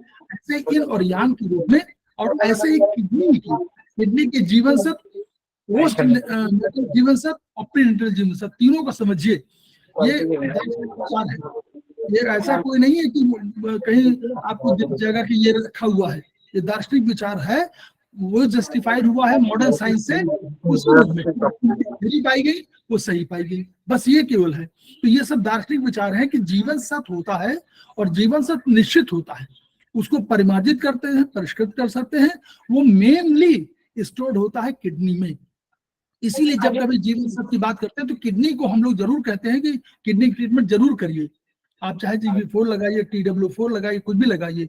लेकिन यहाँ अब मॉडर्न साइंस क्या है, अब correlate with modern science, TW का काम जो है एंडोक्राइन सिस्टम का काम है, और किडनी जो है लोअर ऑरिफिस के कंट्रोलर है।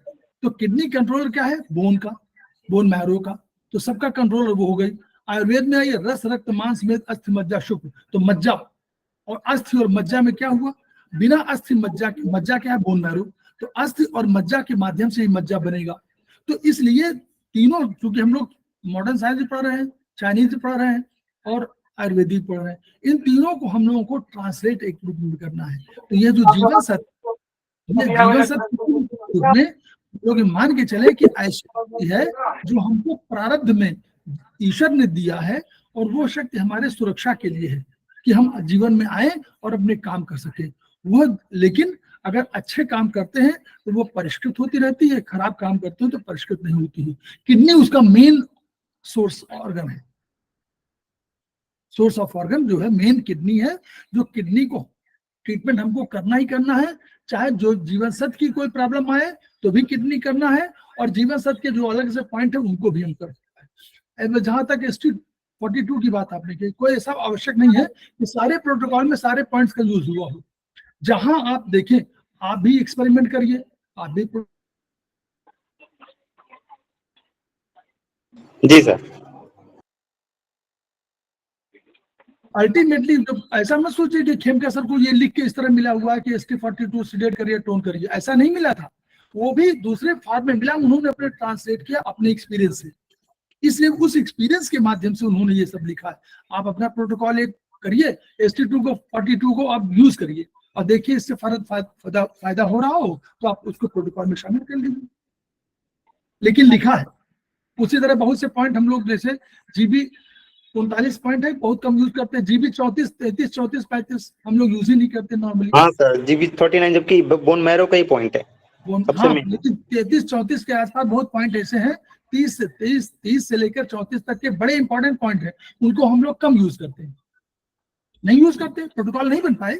ऐसा मत समझिए, जो 20 साल का हिस्ट्री है हमारी वाली ये इस संस्थान की, तो 20 साल में संस्थान ने 25 साल का ये लगभग 95-96 में शुरुआत हुई। अब 95-96 से पहले ये था भी नहीं, पहले तो रिफ्लेक्सोलॉजी थी, इसमें 38 पॉइंट थे। ये धीरे धीरे डेवलप हुई आगे चल के, और उन्होंने आगे शुरू कर दिया इसको। तो अब ये समझ लीजिए 96 से कितने साल हो गए, 24 साल ये, और 24-36 30 वर्षों के इतिहास में इतना लिटरेचर तैयार हुआ और इतना किताबें छपी और इतना काम हुआ। अभी तो बहुत बाकी है। चाइनीज का पूरा इतिहास अब 3rd सेंचुरी BC के आसपास का है, अब जोड़ दीजिए, वहां से डेवलपमेंट है। हम लोग तो 25 साल 30 साल उन्हीं के साहित्य को पढ़ करके आगे बना पाए हैं। अब आप लोग हैं और लोग प्रोटोकॉल और बनाइए, प्रोटोकॉल। जी सर जी।